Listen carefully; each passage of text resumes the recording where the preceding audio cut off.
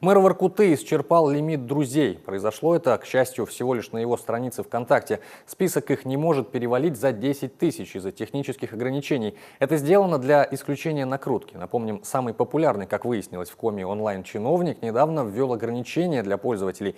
Комментировать и просматривать все добавленные на его страницу записи могут только принятые в друзья.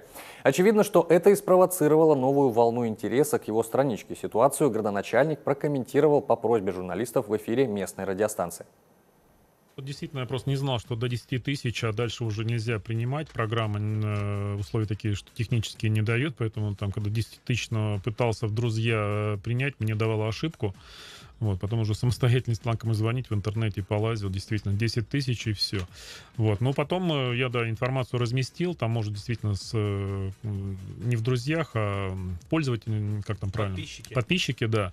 Вот, но потом в комментарии прочитал, посоветовали, что именно посмотреть у себя в списке друзей, те, которые уже страницы заблокированы, они не действующие. Вот, поэтому почистил чуть-чуть, в принципе, вот место есть, пожалуйста, я всегда готов друзья принять, если опять будет там возможности до 10 тысяч дойдем, но еще раз буду смотреть, пересматривать всю страницу.